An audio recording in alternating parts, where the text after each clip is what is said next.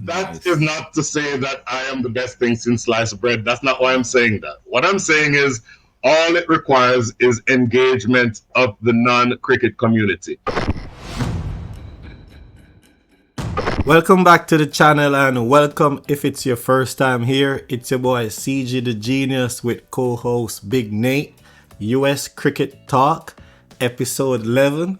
We're going up in the numbers. Danae said he's not stopping until we're at like 5,000. Yes, sir. We're going to the moon all the way. Once we start, we're not going to stop. Cricket, lovely cricket. Yeah, definitely. And if you're enjoying the episodes, you can always leave us some feedback in the comments. You can also let us know what you'd like to see or who you'd like to see on the podcast or what you'd like us to talk about. But we have another guest today, good friend of Danae. First time I'm meeting him, so I will be here to learn a lot. I'm gonna put it over to you again, Big Nate. Seems as if you're introducing everyone. So take it away from me, please. Yes. Welcome, everyone. Welcome back to another episode. Thank you. If you're here, like, share, and subscribe. Don't forget to comment. We'll read the comments every single time and we'll respond. Today we have a special guest, one of my friends. I met him in 2005 at the Sarasota International Six-a-side Tournament in Florida. Once we introduce this man, he will explain to you how our encounter went in Sarasota Six-a-side Tournament. But he's a great person, great individual, family man, commentator, sportscaster, cricket player, very much involved in cricket across the USA, and a singer, Mr. Brian Walters. Good evening, gentlemen. Good evening. How are you doing? Why are you We're laughing? doing wonderful. Why are you laughing? You don't think I can sing? Maybe we'll find out. How you doing today, sir? I am excellent, but we talked about this before. I really don't. And if you say sir, I look to see if my father's standing behind me. So you don't need to serve me. But No again, problem. hold on. CJ might need to call me sir because he's a little young man. But, Yeah, but you don't have to call 95 me here. sir. Yep. CG's the baby on the podcast tonight. Definitely. Yeah, I'll take that title. CJ, my oldest son was born in '97, so that tells that tells you what kind of age we're talking about.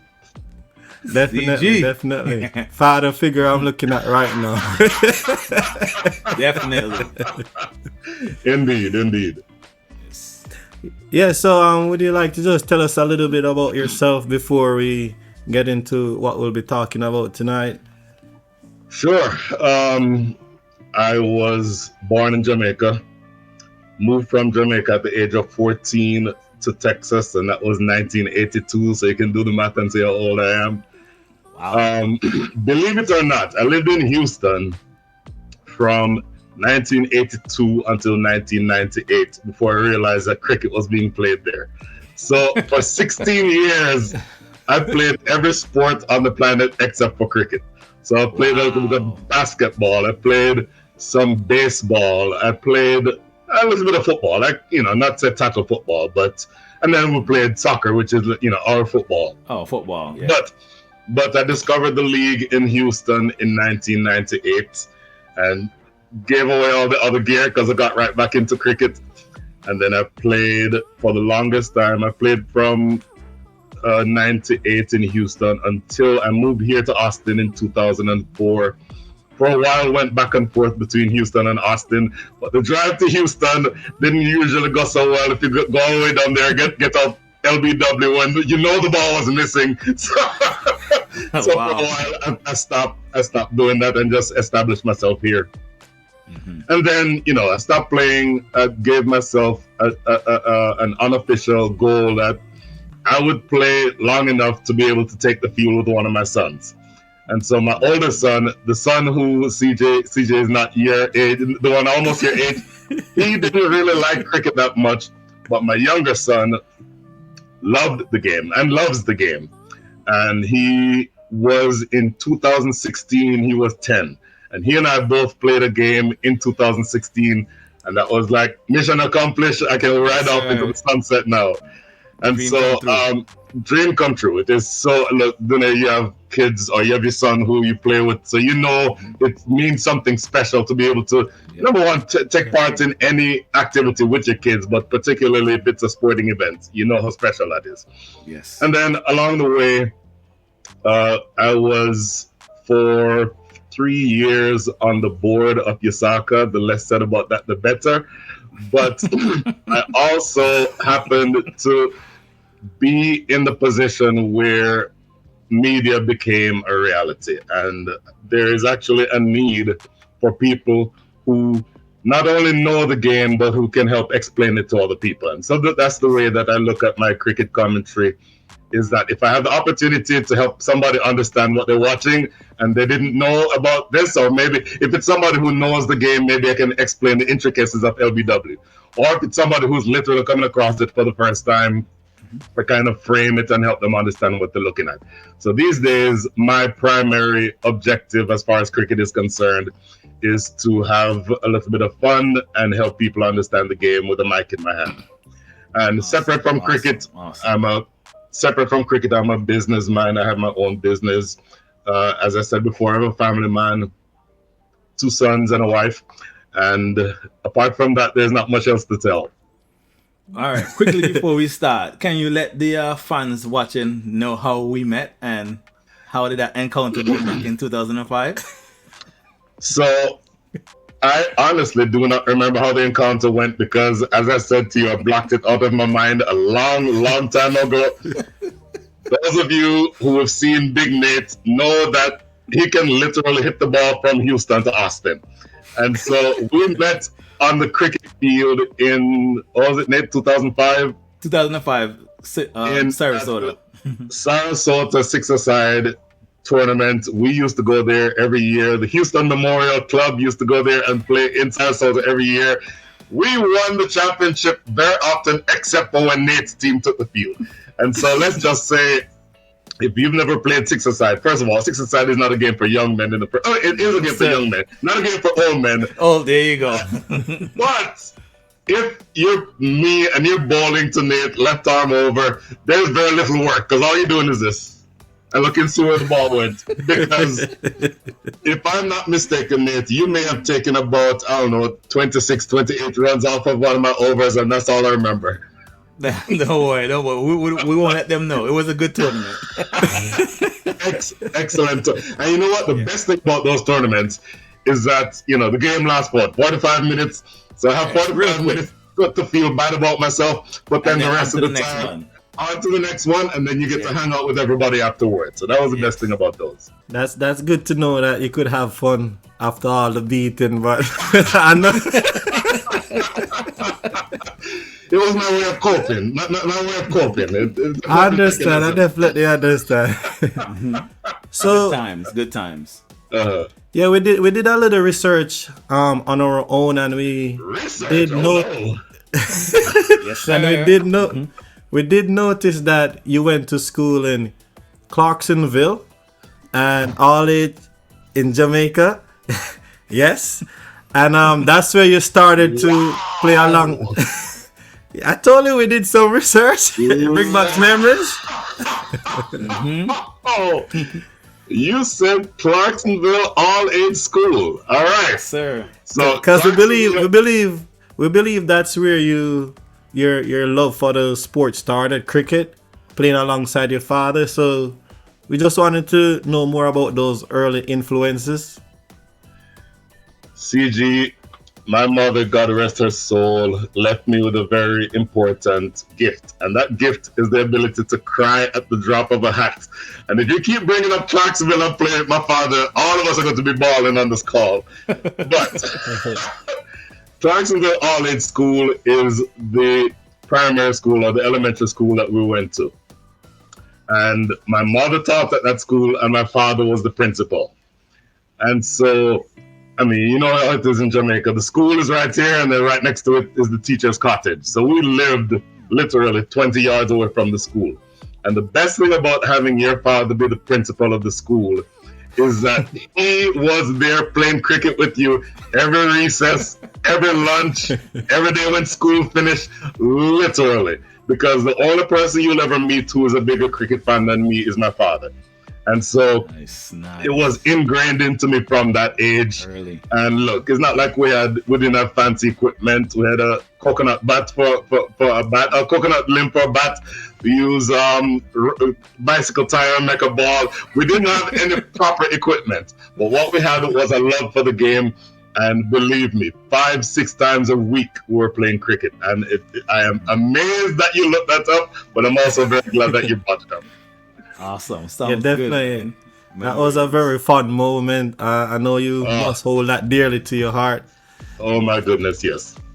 But we know that you transitioned to the USA. What were some of like the challenges you faced when you moved to Houston and tried to play cricket, being young, and how did you acclimate to the American sports environment there? Well, as I said, I lived in Houston for 16 years before I even realized that cricket was played there. So for the longest, I didn't know anything about football, basketball, or baseball. And of course, nobody knew anything about cricket. I had a few people around, people from like Mexico and so on, who played football. So I'd play with them.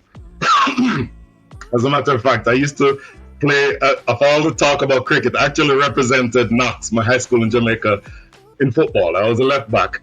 And Nice. when I say when Stats used to give us 5 love every year, that's what I mean. Every year? Every year. If it's not 5 love, it's a 4 love. It was never a Oh, close wow. Wow. game. So, I played a little football, and then long enough, I got to the point where I learned the American sports enough to be able to play. So, for example, when I went to college here in Austin at the University of Texas, I played like intramural basketball, intramural football, intramural track, that kind of thing. So never learned any of the major sports well enough to play at a high level.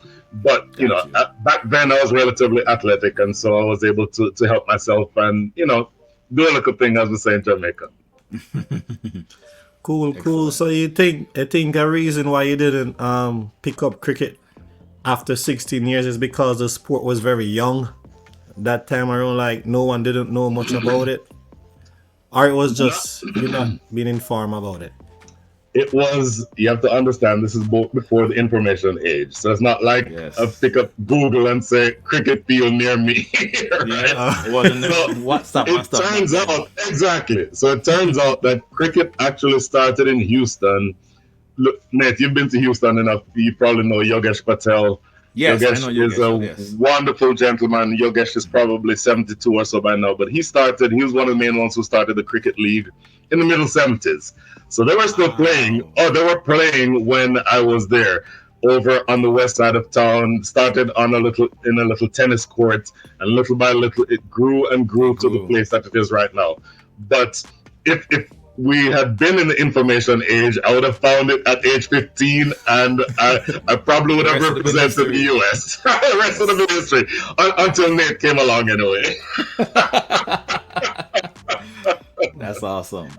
That's good though. I didn't know that, man. 19. I didn't know that about Yogesh. That's awesome. That's good stuff. Oh, Yogesh is an absolute treasure. Absolute treasure. Among the things that he has done is not only played an important part in starting the league, but is one of the biggest advocates for the sport in the city. Not just in the city, in the country. Awesome. And so he's in many ways the North Star of cricket in Houston. Awesome. So so the league that you were playing in Texas was the Central Texas Cricket League, correct? Right. That's the league in Austin, right? Oh, and you had various leadership roles. What were some of those roles that you had there? It would probably be a shorter list for me to tell you the roles I didn't have. I was at one point the president, at one point the vice president, at one point the umpiring coordinator, at one point head selector, you name it, head cook and bottle washer, as they say. And more importantly, head of the disciplinary committee. The most important thing for me is that I've always said that I am a servant of the game. So whether or not I have the title, I don't need to have a title to say, hey, this is something that needs to be done and let's figure out a way to fix it. So regardless of the title that I had at any one point in time, I've always just been somebody who has tried as much as possible to be a servant of the game. And that's always the mindset that I've had. That's amazing. That's amazing. And we know that those experiences might have prepared you to move on, transition to your next big role with the USACA board. I Be didn't want careful to how you touch say that on word, that. CG. Be careful how you say that word. I know you didn't want to speak. I know you didn't will want to say speak this. on it. All right, go ahead. Go ahead. I will say this. My time with Yosaka, the best thing that I can tell you about my time with Yosaka, you can't see it because it's on the wall here on the opposite side of the camera. So many different plaques that I have from visiting schools or visiting clubs or visiting certain leagues throughout the country. And not only me sharing my vision for what I would want for the sport to be in this country, not only me saying, hey, look, maybe the best use of my time is not to be wearing a jacket that says Yosaka on it. Maybe the best use of my time is, hey, if you're dealing with something in your league and you're not sure of how to handle it, call me and I'll see if there's a way that I would have resolved that problem before for myself. So, it's easy to say the time at Yosaka was negative. I think a more appropriate way of looking at it was I was able to do a lot of things while I was there. I wasn't able to do the ultimate that I wanted to, because the primary role I played when I was with Yosaka was the head of the governance review committee. And the head of that committee was supposed to be the vehicle that helped us reform the organization in such a way that made it functional. We failed at that. There's no question that failed. But beside that, we had the opportunity to interact with people, to put a bat in a kid's hand, to find an American who never knew the sport before and help him or her understand the different ways that they can be involved. So it was unbalanced. I would say there were more disappointments than there were victories. But that's not to say that there were not some good things that happened, because there were a lot of good things that happened. Awesome. And just to piggyback on that for our viewers and our fans, USACA is the former governing body for cricket in the United States. Now we have the US Cricket Board, but USACA was there before, and they were there when I was in my teens, when I was playing in my teens. So they had a lot of ups and they had a lot of downs. They got suspended, I think it was twice back then, but they also had a lot of regional tournaments, which was yearly. They had tournaments in California. They had tournaments all across the country, but it was a yearly thing until they got suspended from the ICC a couple of times. But one thing that I remember with USACA was that they had one of the best, if not the best, on the 19 team out of the USA in the history, the 2006 on the 19 cricket team. So I just want to add that to Brian's take as well, because some good things did come out of USACA when they were the governing body, even though they have a negative taste in people's mouths. So never forget the 2006 on the 19 World Cup team. That's for another episode, but go ahead, Brian. Well, I mean, you said it. It's maybe people's default position sometimes is just to think negatively. And quite frankly, I didn't help when you said USACA, and I was like, oh. But to the extent I know. But to the extent that we can look back at those times and say, as you said, the representative teams, everybody, regardless of all the politics, when those 11 players put the red, white, and blue on their backs, they went out there and gave the best for the country. They, for the most part, wanted their own league to succeed. Maybe different people had different ways of going about that.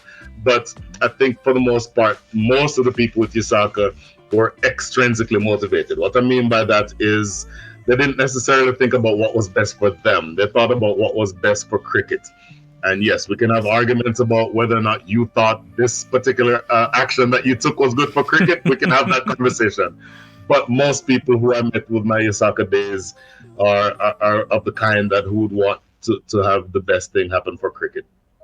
Definitely. Yeah, and I know that you're a big advocate for youth cricket. You know the state of the cricket in the USA right now. What do you think are some steps that need to grow the sport among the young people in the US, if they aren't doing it already? You're making me take my glasses off for this. Yeah. Let's go. It is at the same time so simple and so complex. The simplicity is simply this. If you are at a game or you're playing a game and you're fielding on the boundary and you see some kids walking by, oh my goodness, grab them by the hand and say, here, there's a cool game. You want to watch it for a minute? Or here's a ball here. See if you can catch this. And do what you can to help people understand. All right, Danae, you know this, but CJ, I don't think you know this. In Prairie View, right?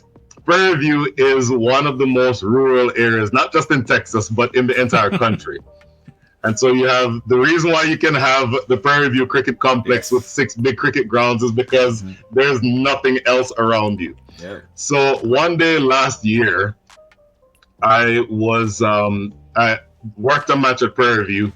And then after the match, a couple of friends and I, I'm not ready to go back to the hotel yet. Let's just go find a place we can have a beer.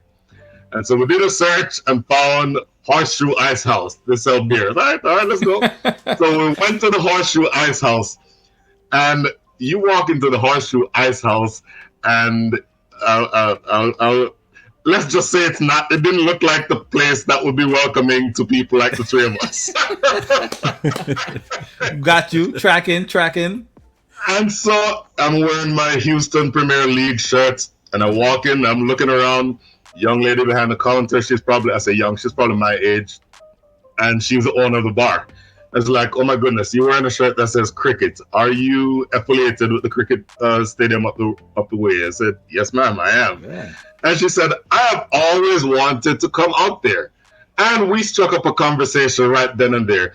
Do you know that 15 minutes after that, believe it or not, I still carried my bat in my car with me, even though I haven't played since 2016.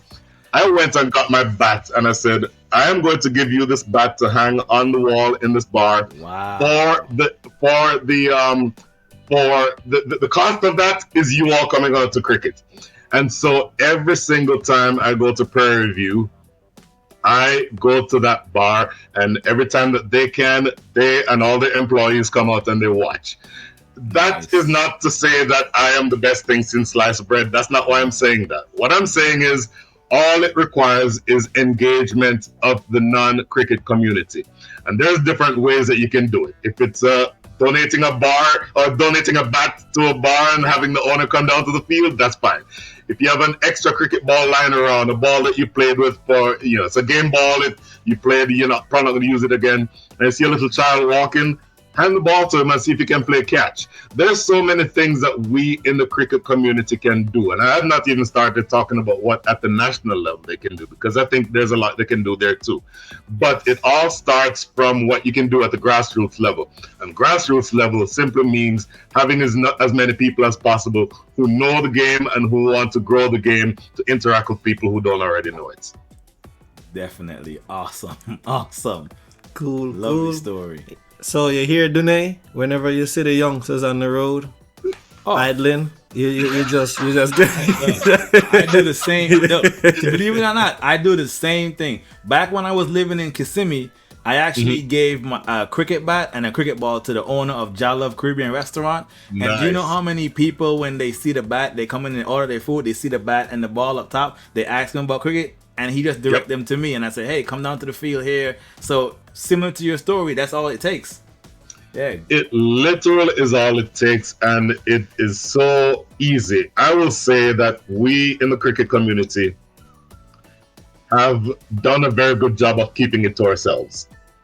So much so that we don't try as much as we could to reach out to the wider non-cricket community.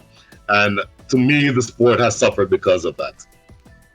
Yeah, and the crazy part about it, like even when I was in the military, when I was explaining the sport to them, it's so easy for them to understand.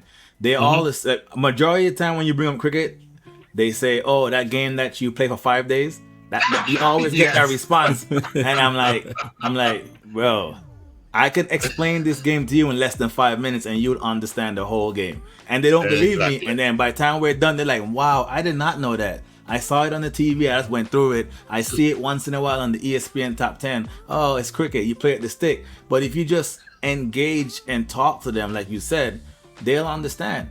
I mean, look at American football. Look at baseball. I know. Let's use baseball. You know, cricket has 42 laws, right? In cricket, do you know how many rules baseball has? Probably more than 42. A million. A million. So how many does American football have? Listen, I don't even know about American football, how many rules they have. But I know baseball for a fact because my son plays baseball. They have so much rules that they have unwritten rules. Uh-huh. Mm-hmm. Think about that. So every time I go to my son's baseball game, I learn a new rule. I'm sitting there like, what? Can you explain that to me? If you're up by 4 runs, you can't steal second base. And that kind of I didn't know that. But guess what? I learned it because I watch the sport. I follow it. My son plays. And cricket, 40 the 42 laws. Come on, that's it. That's all you gotta explain. Straightforward. Mm-hmm. So we gotta work on that, man. USA cricket, we gotta work on that. Yes. You're preaching to the choir there, believe me.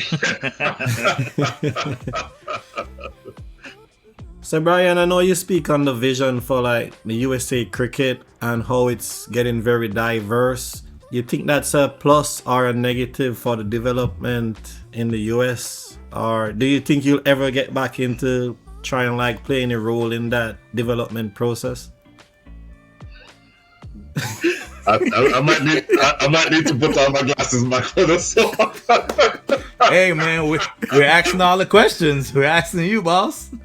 I will say this: when USACA was suspended and then banned by the ICC, there was a temporary board set up. Board I'm using in air quotes of people who the ICC knew and who trusted to sort of caretake things in the US until the new organization came online. Yes, sir. And I was one of the 7 people who was part of that board. It was called officially the Local Advisory Group.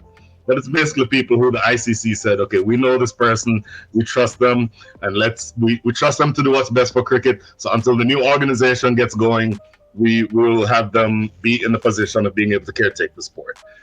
When the new organization was set up, I put my hand up and I ran for a seat on the board. And then it was part of that process, and I did not win, of course. Otherwise, I would be sitting in a boardroom somewhere right now. But it was part of that process that made me realize that 2 things. Number one, I don't like being a politician, and I'm not a very good politician.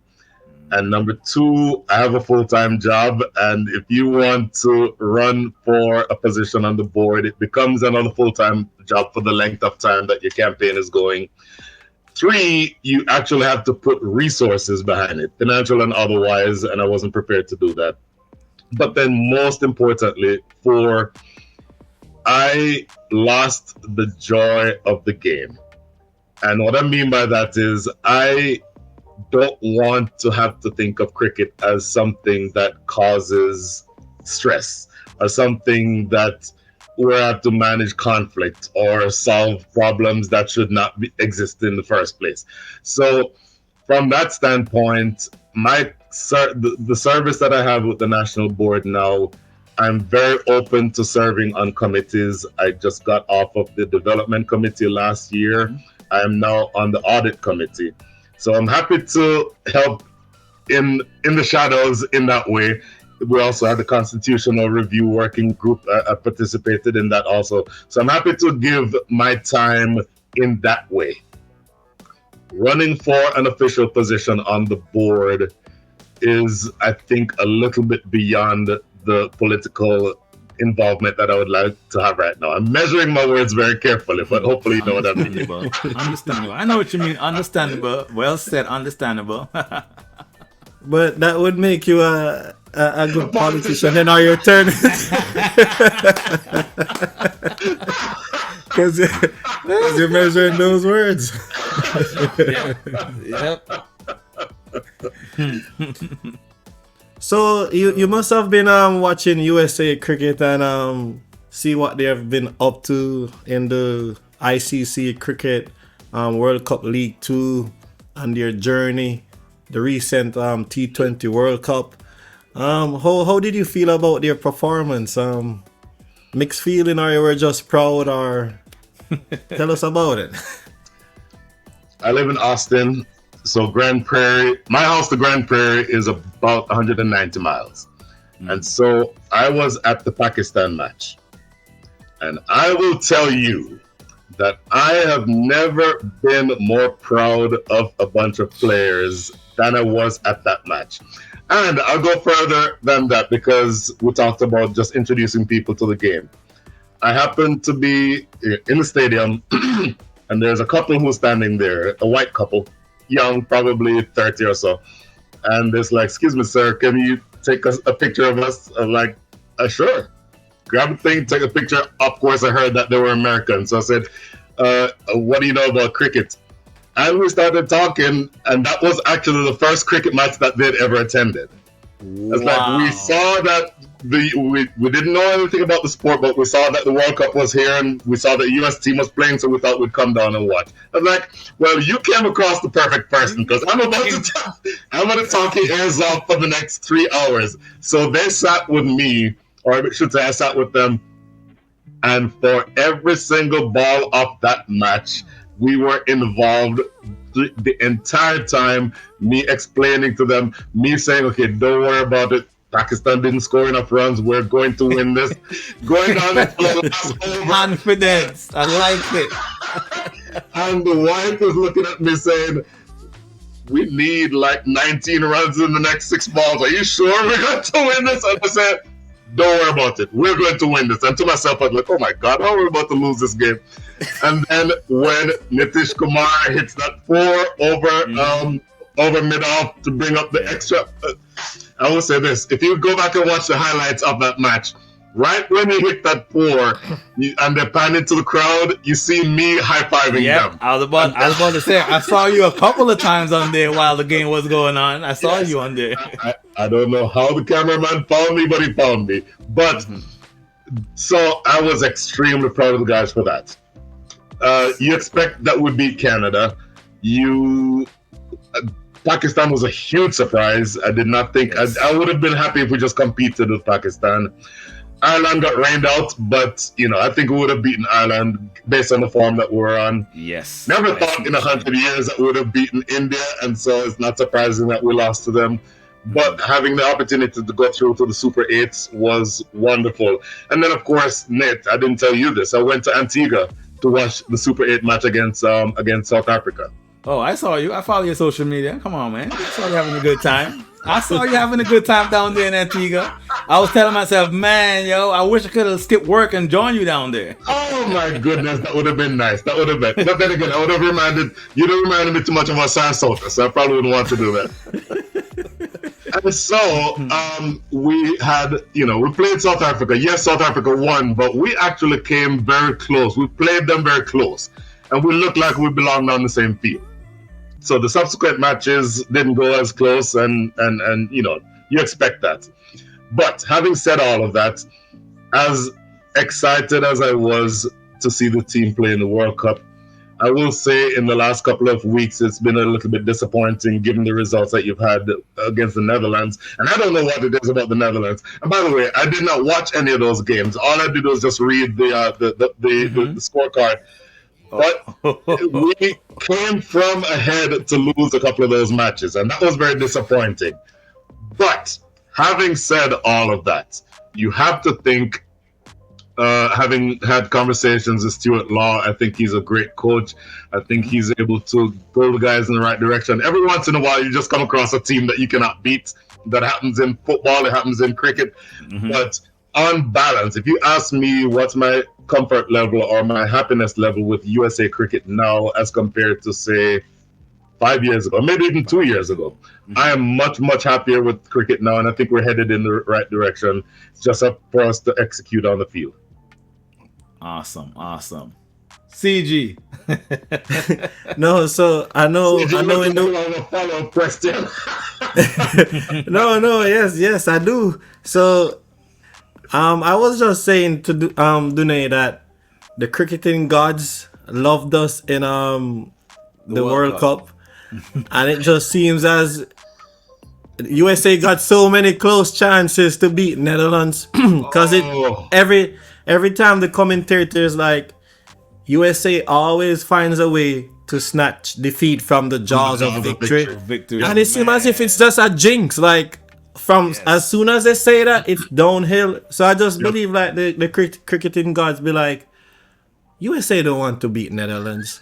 It's just they don't want it bad enough. Because we had three chances, 2 times in the ODIs where it was like won the T20. Was like less than 4 and over. But I know Netherlands have a good bowling team, but at least one time you have to bring it.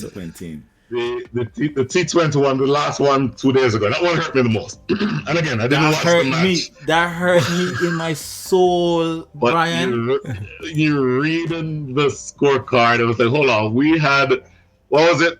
58 Don't worry, to get put it up, man. in 9 runs, in 9 overs with 8 wickets in hand or something like that. That really hurts. That absolutely hurts.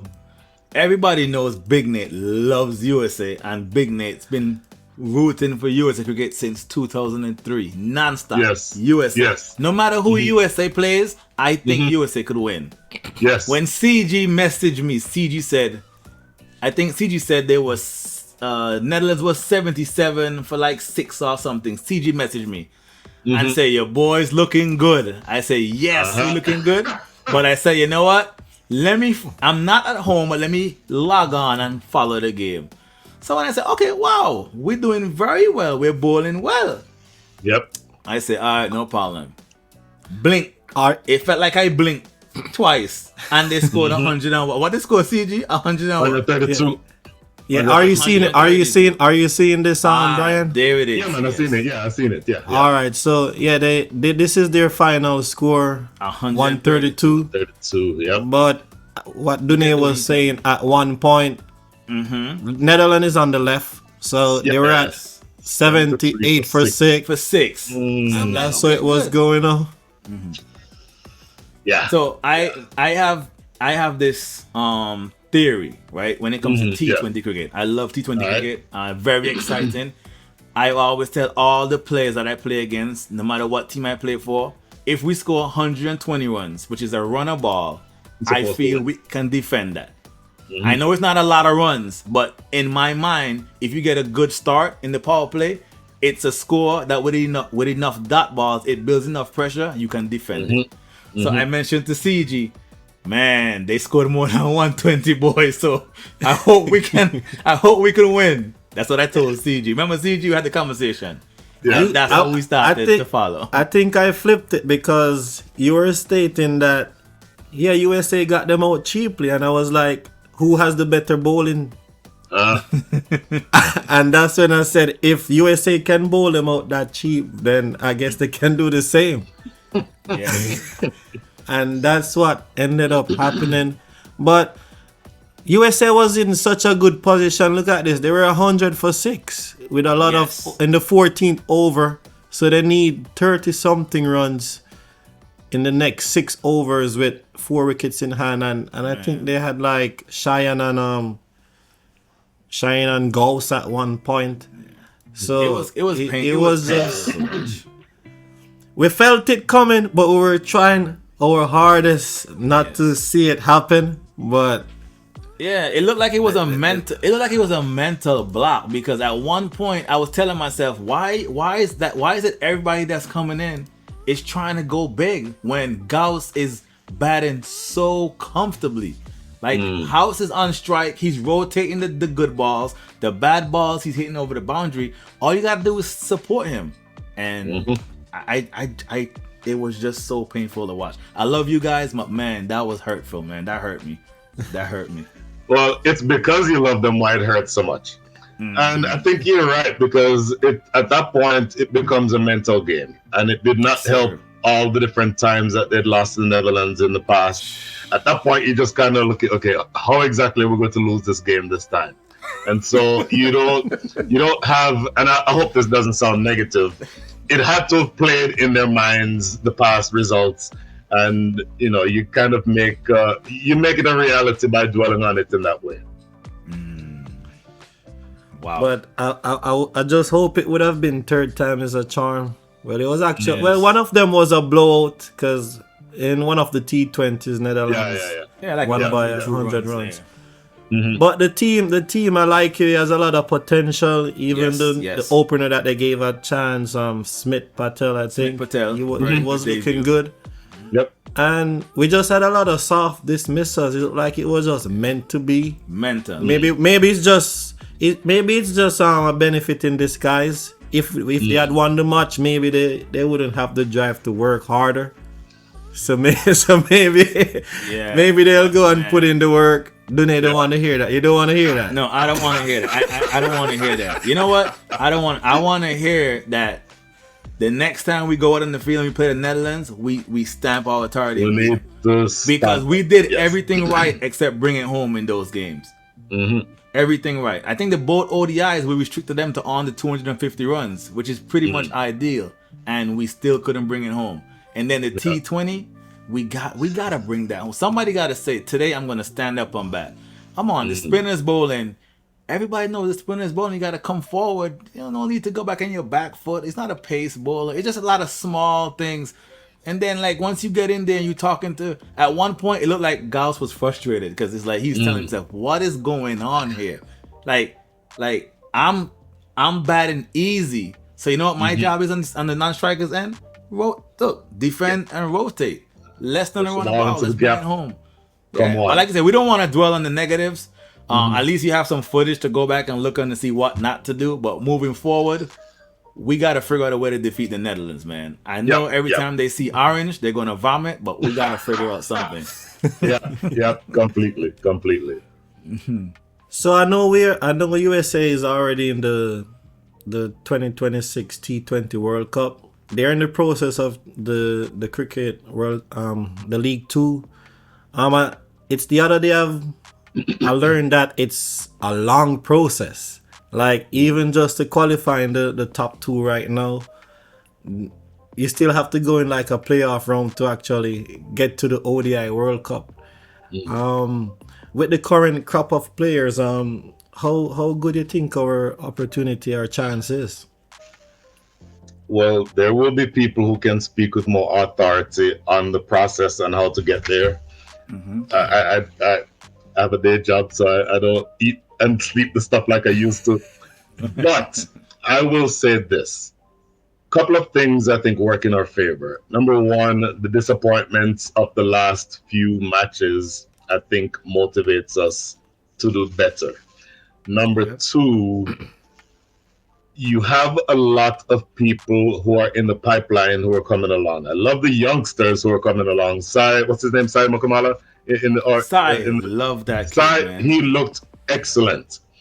I'm biased because I'm here in Texas. Ali Sheik is right up the road in Dallas, and he is going to be one of the premier all-rounders in USA cricket and world cricket for a long time.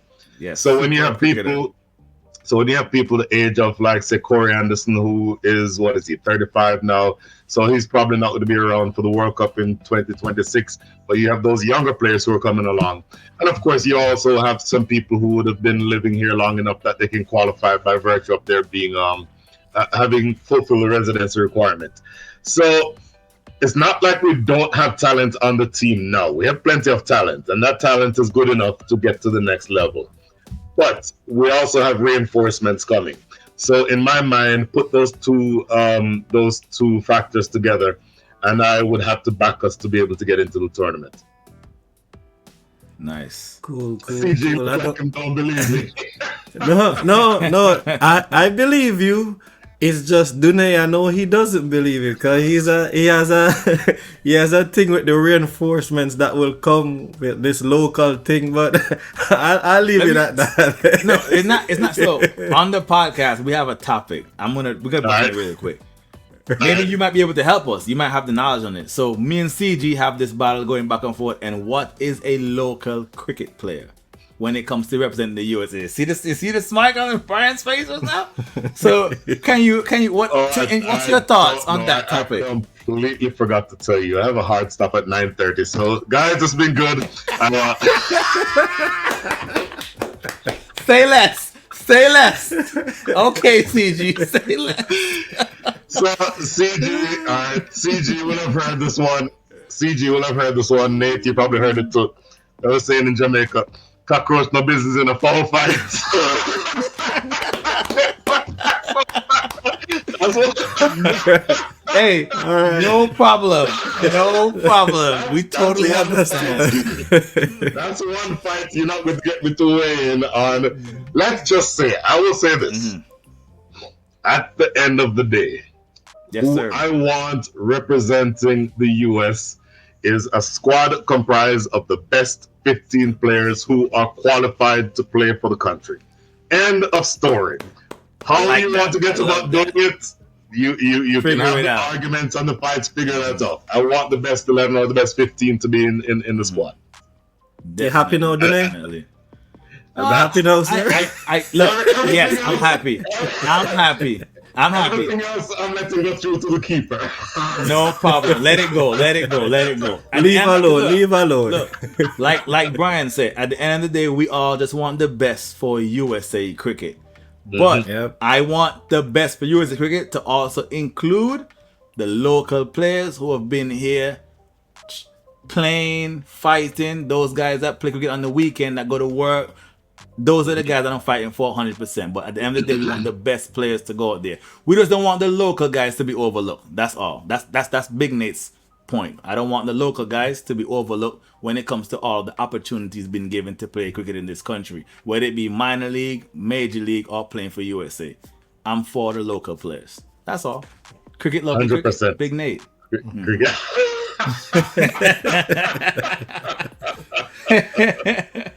For those who don't know, Brian also is a commentator, and he does a very good job. I mean, he commentated on a bunch of tournaments around the country.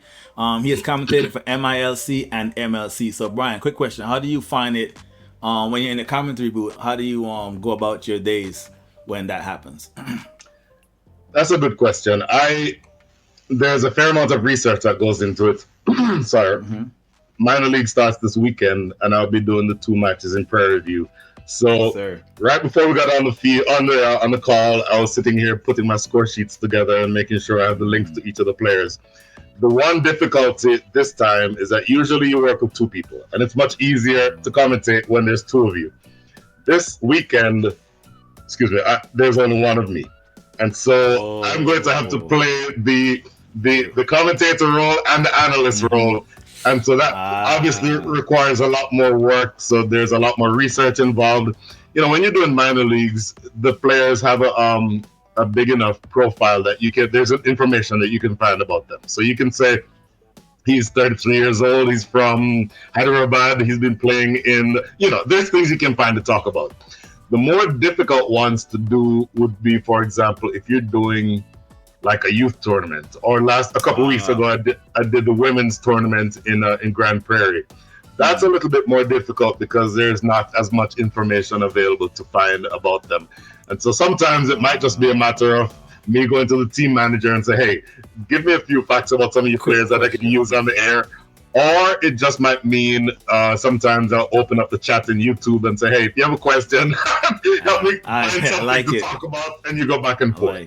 But the one thing I always keep in mind, and I said it earlier, is that there's always the opportunity that somebody who does not know the sport is listening or watching.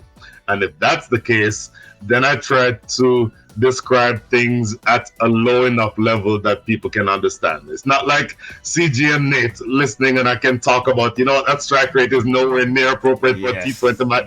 I'm not going to get into those conversations all the time. I will say that, but I'll also say there's a 30-yard circle around the middle of the pitch. Out in the first 36 balls, you can only have 2 people outside of that circle. So you sort of break it down in such a way that people who know the game will understand, but people who don't know the game can also follow along. So that's a priority for me. Definitely. Awesome. We had the pleasure of having Aman on the podcast. So I mean, yeah. He was letting us know how difficult it is, like with the stats and everything they're throwing it at you sometimes. So he gave us his point of view as well. So it's good to hear your view on the topic as well.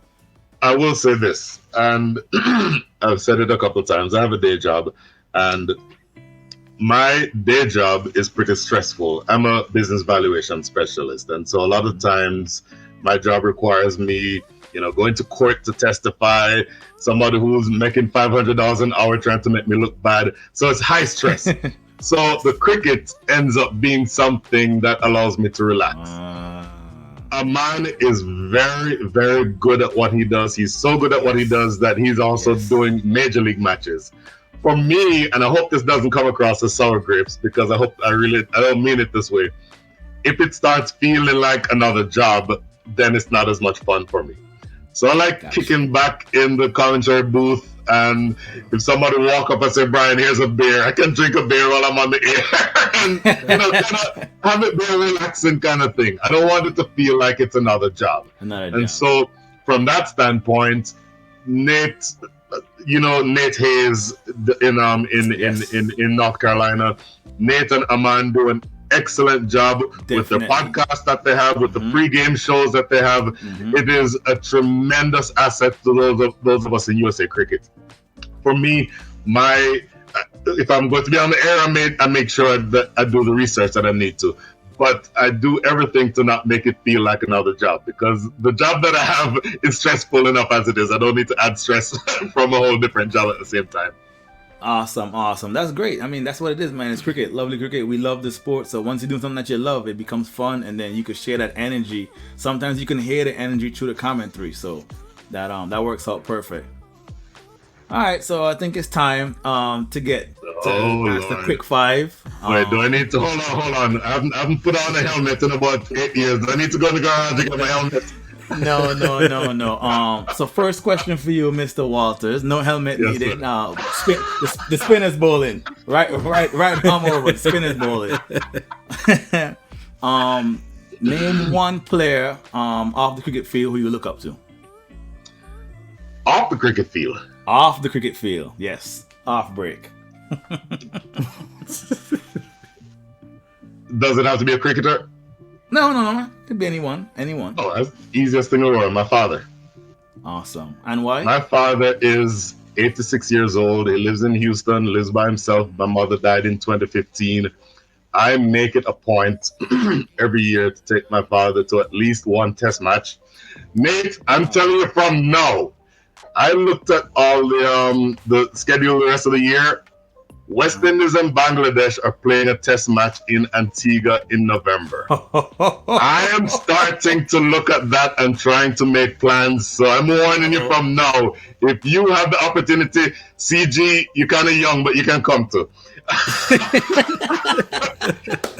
Yes, we're going to lock that date in. Let's look that up. That'll be awesome. We'll look it up. It's the 22nd to the 27th, if I'm not mistaken. Somewhere around there. But let's just say, back to the question that you asked, it is the highlight of the year, every year for my father, when he's able to go to a cricket match, to a test match. Awesome. And he's specific about test, because he does not do T20, he doesn't do 50 over. We will literally say, yes, I was saying to him, look here, we will take it to wherever, Barbados, the USA playing in the World Cup. It's like, nope, not interested. Wow. He does not want to do anything but watch his test cricket. And so I look up to him, number one, because he is the one who taught me how to be a man. Number two, gave me the love of cricket. And then number three is somebody who I have the pleasure of being able to see the happiness in his face anytime we step onto cricket field. So that would be the answer to that question. Awesome. Good stuff. Second question. What is your favorite cheat meal? Oh, Lord. All right, so you saw me in a while. Wait, when's the last time you saw me? The last time I think it was the Houston Open was the last time I think it was. All right, so CG, when I came back from Jamaica in January of 2023, I weighed 255 pounds. And What's your height? Right at 6 feet. So I was like, this is ridiculous. So I got on a serious diet, and I got all the way down to 210. So I lost about 45 pounds. It started sneaking back up in the other direction. And the reason why it's sneaking back up is because of the favorite cheat meal that I'm about to tell you. Jerk chicken, rice and peas, curry goat gravy. every single time. And Local. Yo, I think gravy chicken. I think that's the reason why I'm getting the pounds too. Oh, wow. Yo. And the thing is, alright, I'll tell them. I say, alright, I don't want any cabbage because I don't like cooked cabbage. And they say, you want double rice? I'm like, oh yes, give me the double rice. And so the double rice and the jerk chicken and the curry goat gravy, wow. That's probably, 1,000 calories that right then and there. So that's why I gained the weight back. But I'm trying to work it off again. That's some good Jamaican food right there. Some good local. That's our Sunday dinner. Yes, no, wait. You know what's funny about that is the curry gravy. I haven't heard that one before. I normally hear oxtail gravy. That's the norm for us. That's the norm for us. So for me, the fried chicken, oxtail gravy on there, but I never heard the curry gravy and the jerk chicken. Try the curry goat gravy. Try it. I promise you'll love it. It's the best, man. Okay, all right, not bad. Well played, not bad. All right.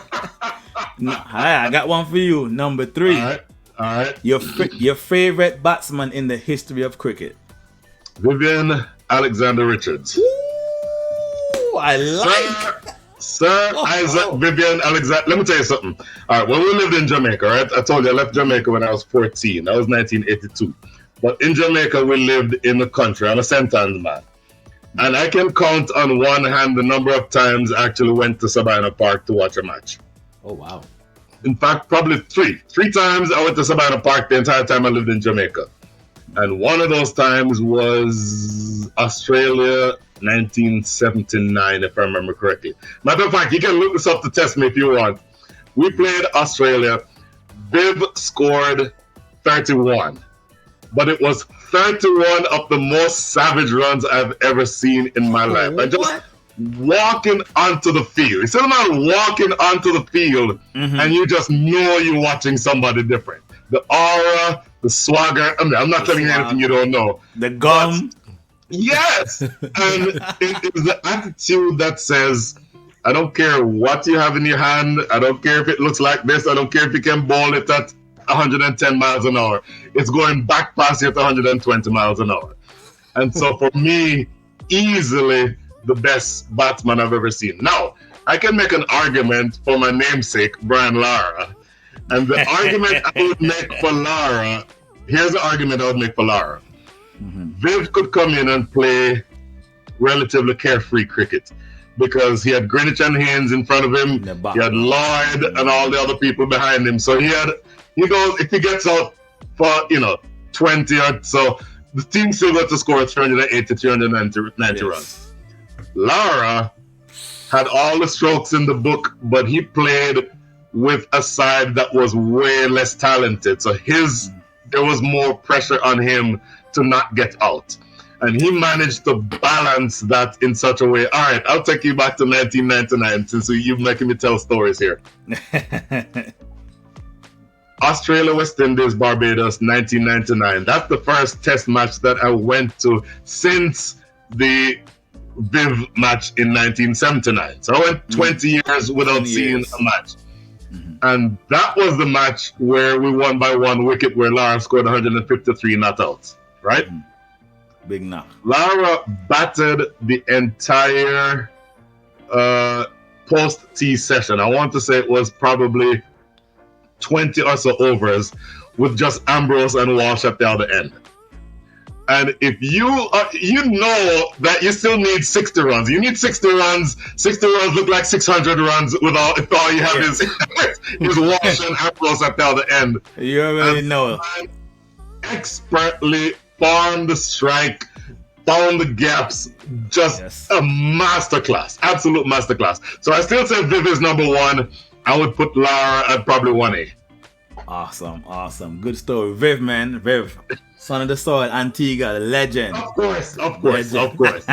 Yes. All right, well played. You're doing good. I like it. All right, here we go. I need a helmet now, I can tell. No, not yet. All right, right back at you. Favorite bowler in the history of cricket? Michael Anthony Holding. Interesting. Listen to me. Okay. Listen to me. All right. CG, you know this. When you see the man go back and turn, and he's 50, 55 yards away, and then the run up just starts smooth. I knew he was going to say that. And I heard Jeff Boycott say something that really stuck with me. He said, as quick as Holding bowled, as dangerous as he was, you always had the thought that there's more that he can give you that he wasn't giving you. So he's bowling 95 miles an hour, but he's giving you about 80% effort. He made it look so absolutely easy. And I am very happy in later life to have met him.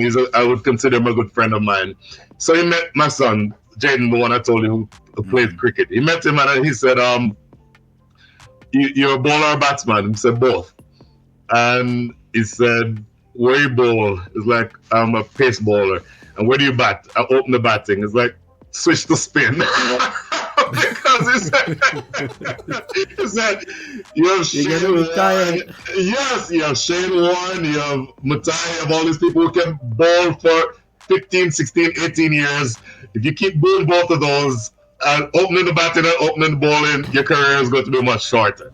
So, and I'll tell you something also, and you all would have known this, in 2020 with the social justice unrest that took place, the part that he played in, you probably remember when he was on the air telling the story about when he moved to England and seeing him get emotional. That tells you the kind of person that he is. And for me, he is just on bowling standards alone, my favorite bowler, but to know the kind of person that he is further cements his place in my mind. Awesome. Yes. Respect. All right, last question. Simple, easy. The most uncomfortable bowler you ever faced in a cricket match? Ooh. I live here in Austin. I faced Usman Shuja a couple of times in the match. Oh, legend. Legend.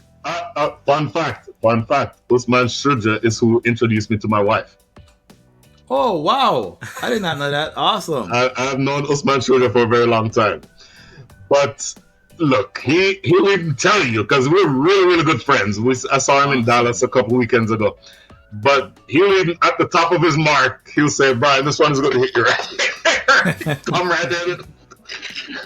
Yes. So, look, there's no... If anybody says they love facing real pace, they're lying. If the ball is coming 100 miles an hour, it is not comfortable. But, all the principles, all the things you tell the kids, get in line, watch the ball all the way. You can say all of that. But when the ball is coming that quick, you just kind of like, you know what, I think I'll take one and go to the other end. Awesome. I'm playing from the non-striker's end. Yes, Usman, man. I love Usman Shuja, man. I'm a big fan of his, former USA player. Man, very talented bowler. I had the opportunity to share the field with him a couple of times in Houston playing for Smart Choice. And let me tell you something. He's probably he's in my top 3 of the favorite USA bowlers on my list. So, awesome. Glad to hear that story about you. Usman, congrats, man. Good stuff. Yeah, man. See, you did good, man. No helmet needed, man. No helmet needed. Like you said, he's not out. Yeah, he's not out. He played well. But listen, I will say this, though. And this is specifically for both of you. Anything that anyone is doing to increase the footprint of cricket, I am 100% behind. So here is me telling you this. Send me the name of anything that you want me to help promote. When I'm on the air this weekend, I'll promote it for you. Awesome. Thank you. Really appreciate it. Thank you very much. We definitely appreciate that. Yes. Thank you. And I know what to even charge you. Don't worry. Don't you're the accountant. Yeah, don't worry. No. We are going to do something even better. Me and CG will figure out if we could make that trip to Antigua in November. How about that? We'll talk about it. How about that? Mercy, we will talk about that. Listen. Antigua. I've been to Antigua 1, 2, 3 times. And I mean, it's not Jamaica, but Hey man, hey, I've been to Jamaica a couple of times, but it's not Antigua. Right back at you. Nah, you good. West Indies, man. West Indies through and through. So wonderful, man. So yeah, keep doing what you're doing. I'm your biggest advocate. Just let me know, and we'll go from there. Definitely. I will definitely try to make it because I've never been to one of the small Caribbean, to one of the Caribbean islands. Oh, we small now? No, I'm messing with you. Hey, Antigua, you hear that? Antigua? I'm messing with you. Nate, you have to understand how other people see the Caribbean, right? Yeah, in geography. A friend of mine is from Trinidad, and they told somebody heard them talking and said, "Oh, you have an accent. Where are you from?" They said, "Trinidad." They said, "Where in Jamaica is that?" Don't worry. Hey, I got that a lot here too. They be like, "Where you from?" I say, "I was raised in Antigua." They say, "Is that in Jamaica?" I'm like, "Oh my God." Oh goodness. Yeah, it's good stuff. Yeah, man, but it was definitely a good talk. We really enjoyed it. Free flowing, it's just natural, no tension. Yes, so that is definitely good. Seemed like we're just sitting and having like a beer, as you like to have. So you just think this is what? You just think this is what? Awesome. Yeah, man. But any last words from you, Mr. I said Sir Brian, cause Mr. Walters. Be careful. I don't want to run any laps. I'll do push-ups. I mean, the last words are simply this: you all keep doing what you're doing, because again, at the risk of being repetitive, anybody who does something of their own volition to help get the word out about cricket in this country is a big fan of mine. I mean, I am a big fan of theirs, is what I meant. So, we understand. We totally understand. I'll be there, and I'm your biggest advocate. Definitely. Blessings. That having you on board, man. Really appreciate you taking the time out of your busy schedule to come on to the podcast, and you're more than welcome to join us anytime. Man, I really appreciate you saying that. I will see you soon. If not before then, definitely in November. All right. All right. So that is it for episode 11, US Cricket Talk. Remember to leave a comment in the comment section. Stay engaged. As you know, we're trying to grow and get the sport out to as many people as possible. And like, share, and subscribe. Tune into the minor league that is starting soon. Oh, here's some lovely commentary from Mr. Walters. So definitely stay tuned to cricket in the USA as it's growing fast, rapidly. And just have a good time. Stay blessed. And join us next time for the next episode. All right? Enjoy. Bless. Definitely.